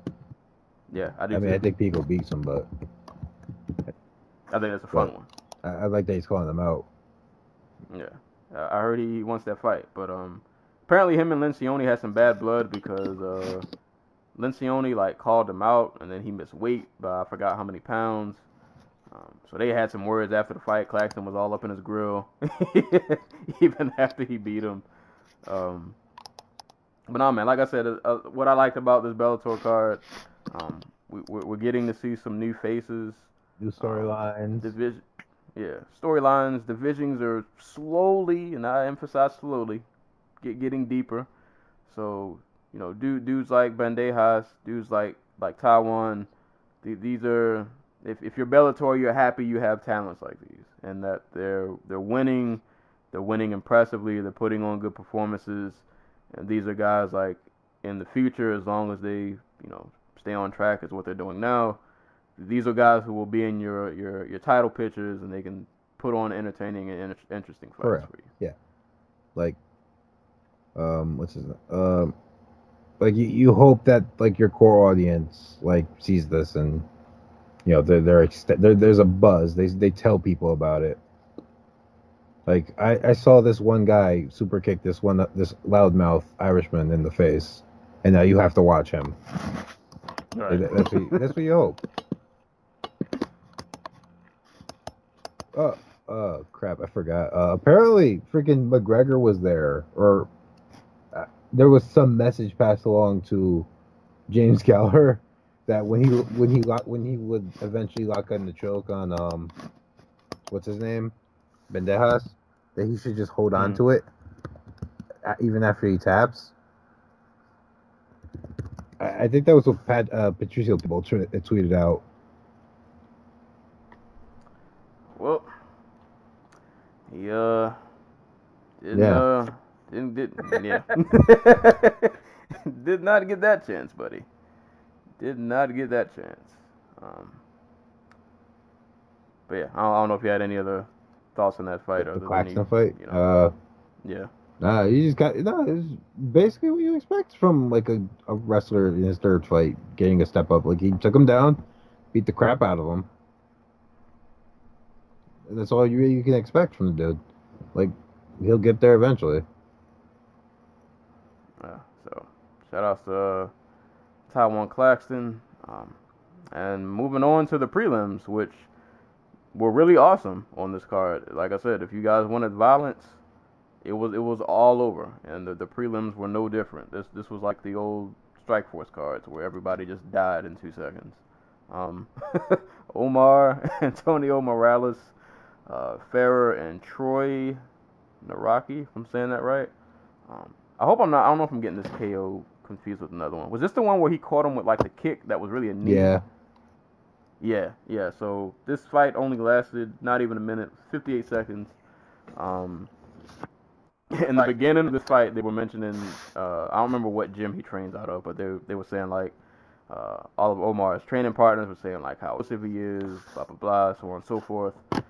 And out of nowhere, kind of like the Marlon Moraes KO of oh god, what's his name? Aljamain Sterling? Yeah, that's Sterling. He goes for a head kick, but kind of like the knee catches him and kind of just like rocks him, and then he just pours it on him, and with punches, and it's over. Like not really a ton to dissect because the fight just didn't last long. Like once Omar caught him with that kick / knee, like it was over, and it happened so quick. That's like that's the Bellator prelims for you. Like it's human sacrifice hour. Back in the Bjorn Rebney days, like Bellator prelims were like my favorite thing because just somebody always got hurt, like savagely hurt. Right? It was that little bit of extra violence. Right. in the name of like maybe getting an extra $50 on your paycheck. And I will say, and I think I saw somebody mention this on Twitter. It seems like the prelims have always ended like extra fast because, like you said, people they get sacrificed to the gods, and that happens. But I feel like somewhat like the quality of the fights are looking better, like the talent they're putting on the prelims. Or maybe it was just this card, but it didn't look like just two sloppy guys who were like 1-0. Right. Like just you got the dudes they had in the card. You got like Jason Jackson, who for better or worse is like a dude who's had a regional career up to this point, before getting his ankle hurt on the Dana White Contender Series. Like he beat Tyson, not Tyson. He beat Diego Lima. Like that's a pretty damn good win for a regional dude. You got David Machad, who was on, what was that, Tough Canada versus Australia, I think? Ooh, his KO was funny. Yeah, we'll get to that. And then you got Romero Cotton, who is like a freaking boss wrestler. So, it's the level of talent they've been able to pile in at the bottom. Plus DeMarcus Jackson. Good job, Bellator. A little slow clap. Slow build. Yeah, bringing in some good talent. But yeah, not much to dissect in Omar fight. He killed him. And you can watch all the fights on Bellator's website. So if you haven't seen any of these, just go back and watch the entire card. It's not going to take you long to watch the entire card because, the prelims, pretty much everybody got killed. Yeah. In one way. Collectively, if you take away the fight. The Jackson Logan fight. This card probably lasted less than like 15 minutes. Right. It was a quick one. They got us in, and considering it was 13 fights, 12 or 13 something fights. Like that. It ended. Yeah, it ended fairly quickly. People were getting out of there. But shout outs to Omar, Antonio Morales. That was an awesome finish. DeMarcus Jackson and Bryce Logan. I watched this fight. Like these next couple fights I watched, but I like kind of wasn't watching them. I just remember this being a really fun back and forth. We're just gonna fight for 3 rounds. Oh yeah, this is probably fight of the night in terms of just like competitiveness and entertainment value. Not a bad fight. Like nice little scrap. I don't know why I feel like I know DeMarcus Jackson's name from. Are you thinking DeMarcus Johnson? Possibly. The former UFC veteran? Okay, that might be. Okay, all right, yeah, I'm thinking the wrong person. But yeah, that was an awesome, just fun back and forth. Rock 'em, sock 'em. Let's just throw in whoever wins kind of fight. Going on, Jason Jackson versus Jordan Larson. What were Jackson's? I didn't know much of him before, but he has some pretty good wrestling credentials, from what I understand. Oh, was it Romero? Or is it Romero? I don't know what Jackson's like background is beyond MMA. But like, dude came in here. He had win over Diego Lima. He has a win over Rodrigo Cavallero. Like, yeah, like I guess his like claim to like he fought on Tough 21, lost to Mike Graves. He fought Hader Hassan and lost. He fought Kobe Covington and lost.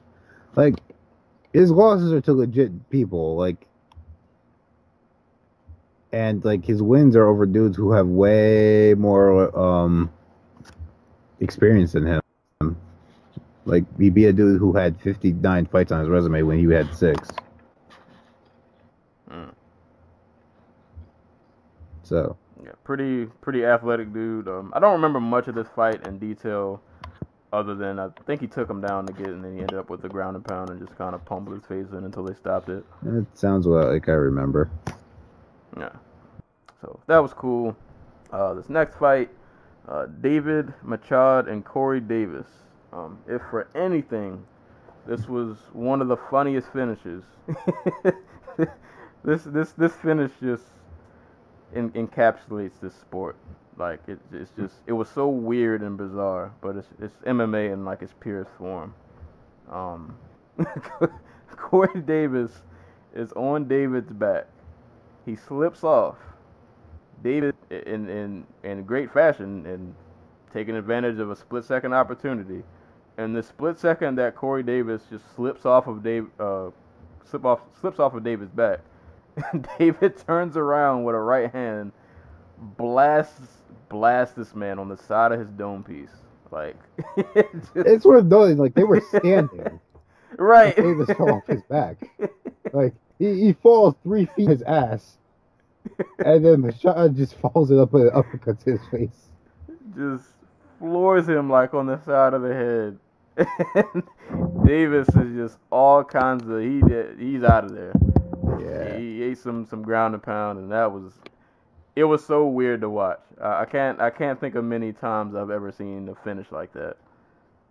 I think Machado was the hometown kid too. Yep. I want to say. Sioux Falls. So I mean that's an awesome win to get in front of your own crowd. It doesn't get more entertaining than that. That was a pretty good finish. So shout out to David Machado. That was vicious. And the last fight that I saw in this card, because these other prelim fights I did not get a chance to see, but Romero Cotton took on Willie Whitehead.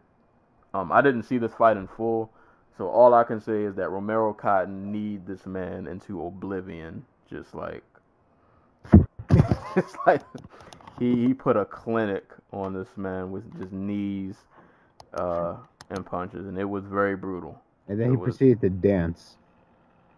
Oh, I think I missed the dance. I don't know if I saw the dance. Hold up. I just don't remember it. But Well, I think it was mostly insulting him because freaking what's his name?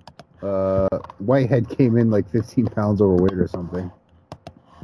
yeah, it was something ridiculous like that. Yeah, he came in literally at 200 pounds. So basically, Cotton beat a light heavyweight. Basically. Yeah, in very dominant fashion. The weight size did not matter. And Cotton, I want to say, we said, what were his credentials? Because I know he has. Let me see. UNK wrestler. He D2. Wait, let me see. D2 national champion. They get a lot of those. Yo, no offense, but Romero Cotton is like the oldest looking dude I've ever seen. Like, I don't know how old he's supposed to be, but he looks like he's 40-something. Like, I'm looking at stills from his wrestling days, where you figure he's like a 19, 20-year-old, but this dude looks like he's stressing about, like, paying his mortgage. I don't know. Might have had a rough life. True. No, I don't know what Hutchinson, Kansas is like, so I can't talk. But, yeah, just another solid dude to keep an eye out for. Like, Bellator gets him young, or not, maybe if not young, early, because this is what his third fight in the Bellator cage, and I don't think they keep them busy. Like he signed in July of last year. He's fought 3 times since. and he's apparently just kneeing people to death. So, you know. Yeah, sometimes you just gotta murder somebody. That'll get you on TV. That'll definitely get you on TV. So, shout outs to him. His last 4 fights, I did not get a chance to see. But from what I heard, Tyler Ray elbowed Seth Boss into oblivion. Didn't get a chance to watch it. It was basically a takedown into, like, I'm going to elbow you 13 times in the head. That'll do it. That'll do it. The last 3 fights, Keith Pathahim won a decision over Micah Petrosky. Lloyd McKinney got an arm triangle submission over Robiel Tesfaldet. And Jeff Nielsen TKO punches over Wyatt Meyer. So that was Bellator 204. It was a really good card. Like I said, you saw a lot of fresh faces who put on really good performances. Brutal finish. The card went by really fast, so I didn't feel like I was staying up. Well, all right, I didn't stay up late because I didn't watch this in real time. But even had I stayed up, I wouldn't have been up for a very long time as fast as all these fights went. You saw new, young, promising talent, and you saw Caldwell do Caldwell things. And like you saw sweet chin music. Like, what else do you really want? Like, I don't know what else. The card had everything but a title fight, Pretty much. So. And it had a champion on it. So. Yeah. So that kind of counts. It's like a half title fight. But, you know, so if you didn't get a chance to watch this, like I said, the fights are on Bellator's website, so you can go up. They have all of the fights posted. So go catch all the violence. You'll enjoy it, and it'll go by really fast because everybody minus like 3 people died on this card. So, like, I kind of I think everybody kind of joked that, like, no out of the hat, no business being in the main event of anything.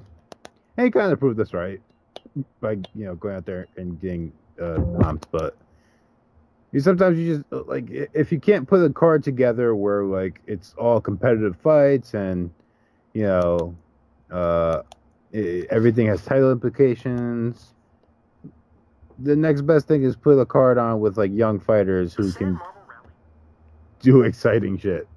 I assume you got Stokes' text too. I did. I'm sorry. I had to hurry up and cut the volume down. for people who don't know, the San Marble Rally 2018 is back.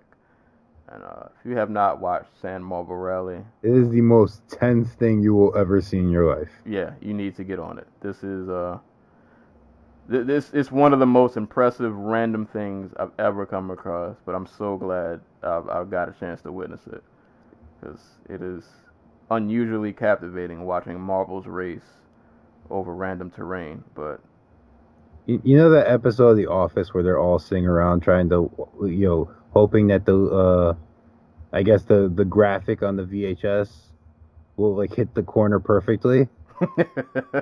That's what watching, like, marble racing is like. Yeah. It's like you don't know until it's over, and when it's over, you're questioning what you did with your time, but you enjoyed every second of it.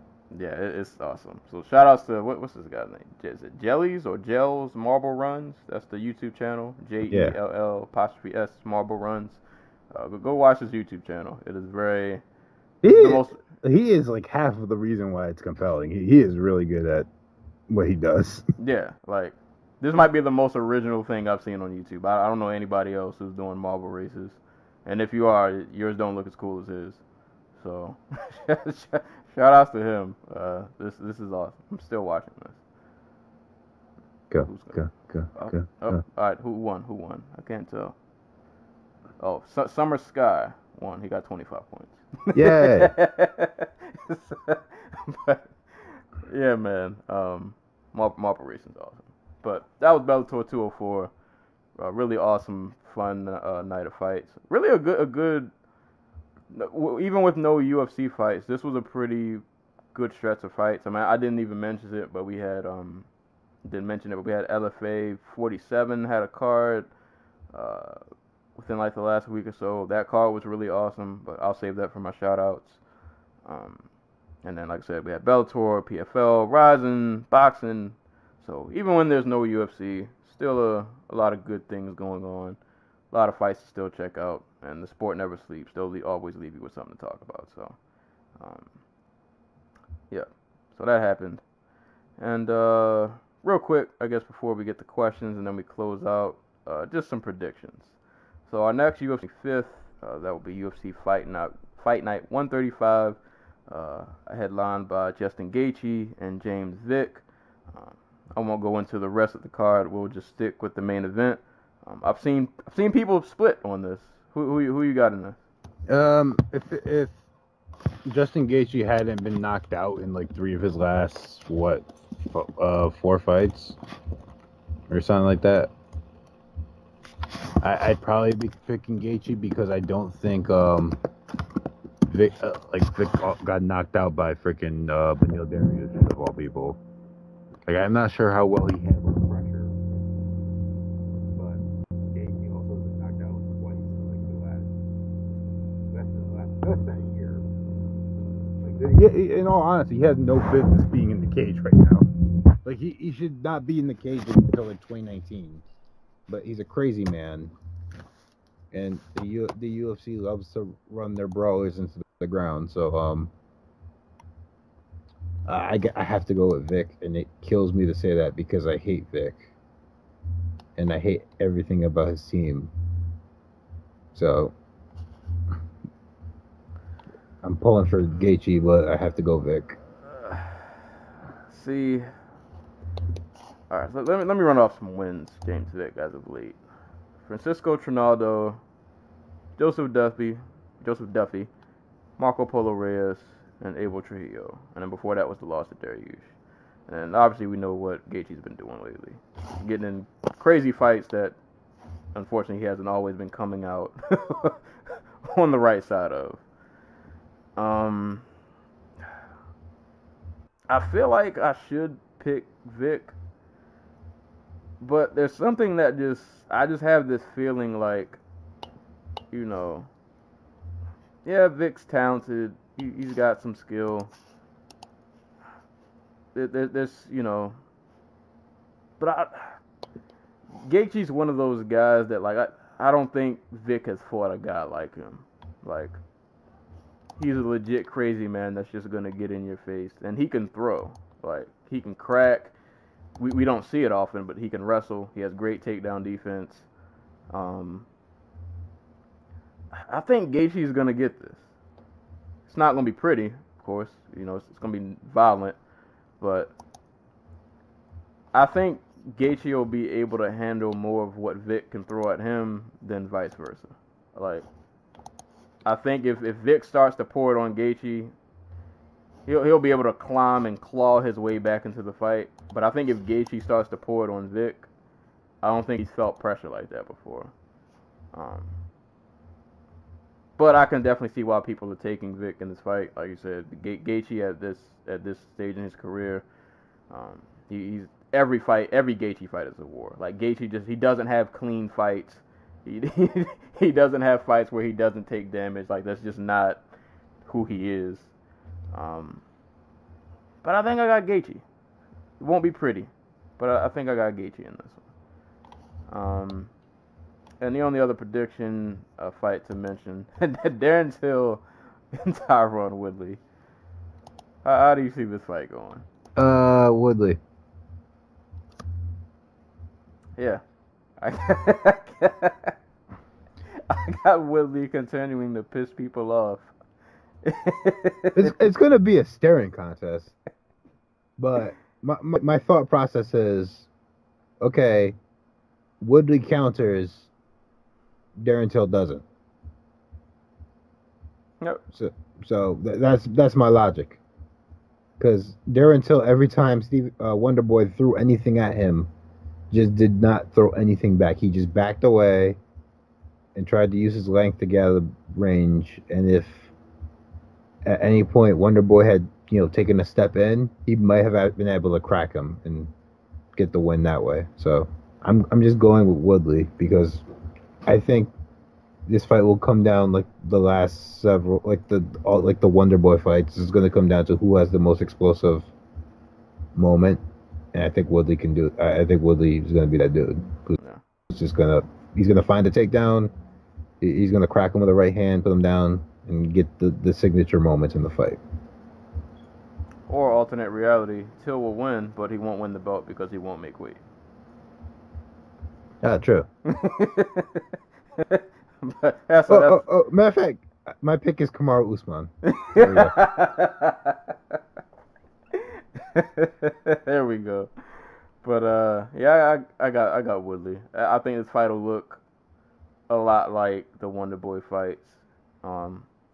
Maybe an explosion here or there, but not a lot to write home about. And to be honest, if by chance they do have any kind of wild striking exchange, like maybe Till comes out and just tries to go crazy. I mean, I know Woodley's fights haven't been super exciting, but we cannot forget the amount of power and explosion this man possesses. If he catches Till one time with one of them rights, it's over. That's a wrap. So yeah, I'm gonna go with Woodley. He will extend his streak of pissing everybody off, and it'll make me smile inside because I like people being angry. I think it's funny, but yeah, I'm gonna go with Woodley.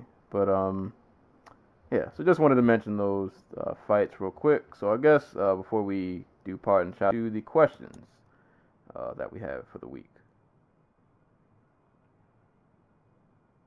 Oh, still there? Oh yeah. Nope. All right. You want me to get these questions up? Yep. All right. Got it. Wait. All right, it's still here. All right. These are from the homie Joey, the Sports Sound Off. That'sOnboard.com. Question number 1: how much is Eddie Alvarez worth on the open market? I think he's worth a pretty good. Well, all right. I don't know how I don't think him going to Bellator would happen. Just because of that situation seemed kind of messy with the way it ended. So I don't know if he's worth much of value over there. But anywhere else that's not Bellator, I don't see why he's not worth a pretty penny. You throw him in Rizin, nothing but fun fights. I mean, you throw him anywhere, it's nothing but fun fights. Yeah, he might not win every single fight, but it's going to be bloody every time. There's always a market for people like him. I think he still has a pretty decent value outside of the UFC. Like, just because of the way he fights. Like, if Takanori Gomi's still out here getting fights, I don't see why Eddie Alvarez will have any trouble, finding his way in somebody's promotion. He'll be out there spilling blood and the whole nine. I think he still has a pretty good market value. Right. So this was actually his idea, but was it his idea? I don't remember. But I'm assuming that undercard for Chuck Tito needs a fight, right? Yep. And Eddie Alvarez is a free agent, and Michael Chandler's a free agent. I mean, is the time not right? Yeah, run it back.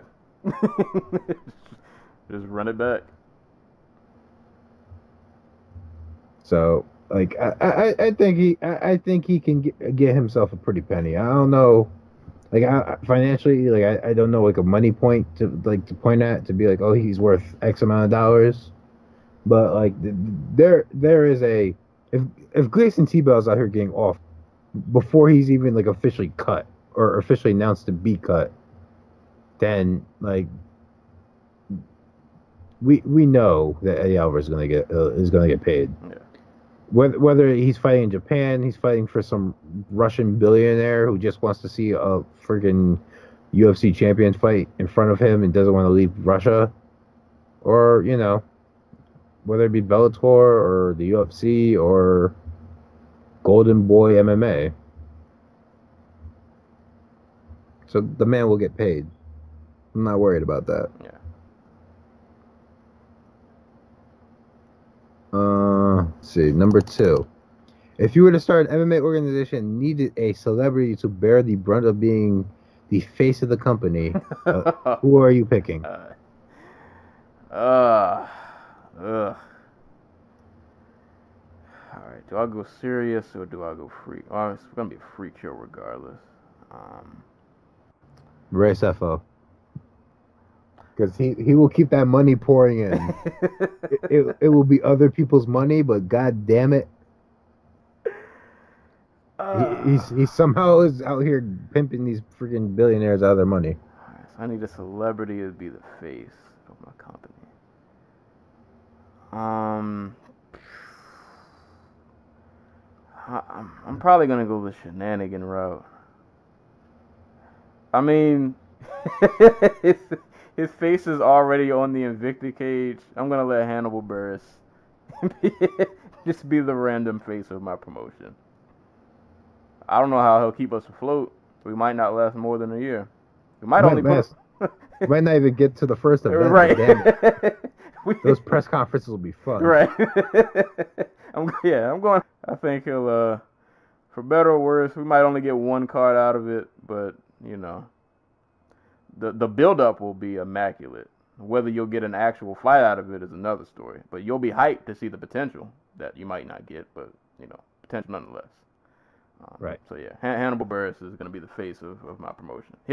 He's running the barbecue fight league. I think that's a good look for him. I think that would be a perfect fit. That'd be perfect. Yeah. That is that's cool. That is money.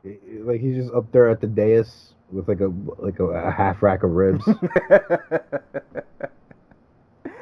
Oh man, yeah, that's a perfect idea. Perfect idea. Gotta write that one. All right. And we got our last question from Joey. Tai Tuivasa versus JDS. What are your thoughts? I hate that in this point in JDS's career, I have to stop and think about this. Well, I mean, I just saw that Tuivasa and Pedro got new 6-fight contracts.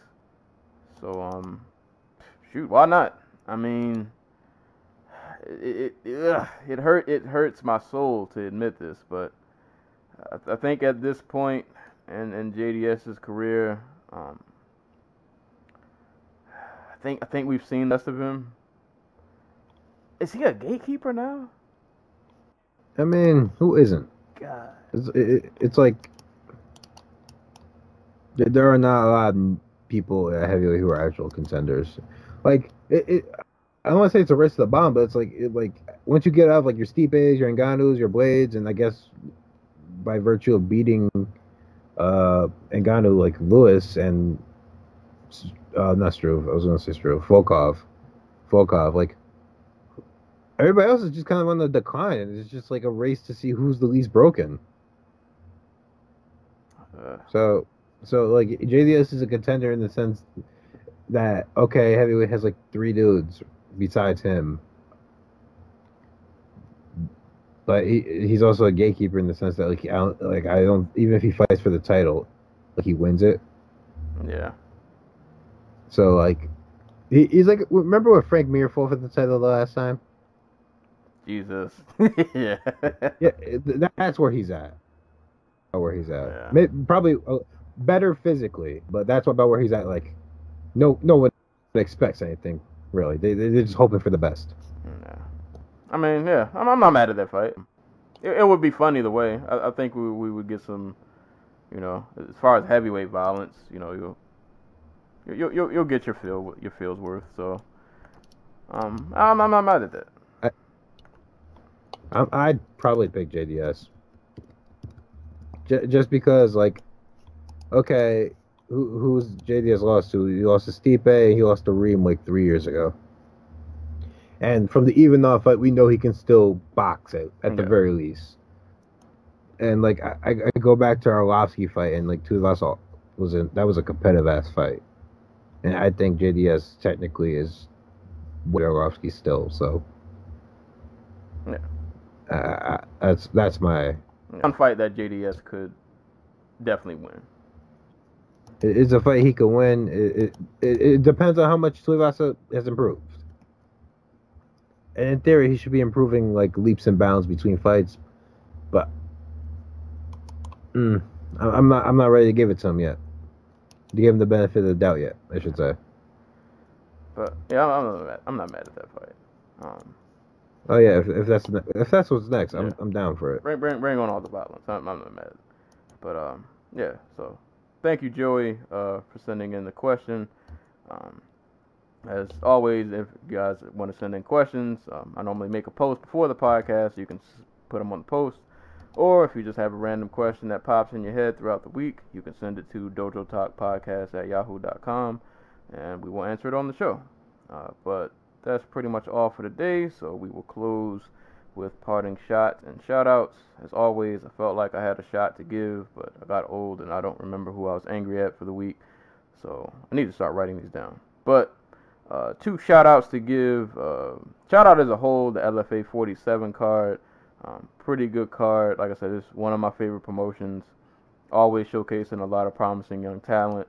A lot of people who do well in LFA, who win belts, normally go on to the UFC. Some of them end up in Bellator. They normally do go on, most of them, go on to do pretty well for themselves. So that card was headlined by Damon Jackson and Nate Jennerman. Damon Jackson had a brief UFC stint. Since that stint has ended, he has won. Is he 7-1 since it? Jesus Christ. He's done a lot of work since leaving the UFC. And he won this fight by knockout, which if you know Damon Jackson's game, he's a takedown and submit you kind of guy. But he floored Nate Jennerman in this fight. He definitely looks like he's made a little bit of a improvement since his last stint in the UFC. I'm not sure if he's going to end up fighting Kevin Aguilar because that fight was for the interim belt, but Aguilar is, I believe, going to be on the Contender Series. So he could end up in UFC. So I'm not sure how that belt situation is going to turn out. But shout outs to Damon Jackson. He capped off that night with just a vicious KO. And also staying on LFA 47, shout outs to Bilal Williams, who beat former UFC vet Sean Spencer via TKO. Bilal, I don't remember the odds, but he was a really heavy underdog in this fight. I don't remember what the odds were exactly, but if you bet on Bilal by chance, you won a lot of money because he put the pause on Spencer in that second round when he started to get loose. So shout outs to Bilal for pulling off a really, really big upset in pretty impressive fashion. So, but if you guys didn't get a chance to watch, go watch LFA 47. Just watch LFA in general. Like I said, they put on a lot of good cards, a lot of young talent, and like I said, a lot of these guys who become champs normally end up getting a call from the UFC, getting a chance to prove themselves, and most of them do pretty well. So shout outs to LFA, shout outs to Damon Jackson and Bilal Williams. I don't really have one for fighters this week, but I think back at the beginning of the summer I shout out the National Park Service and like the U.S. Forest Service and stuff like that, and the birthday of the National Park Service is actually next Saturday, August 25th. They'll be turning 102. Go out, celebrate. They might be having like local programs near you at your local NPS site. Go outside.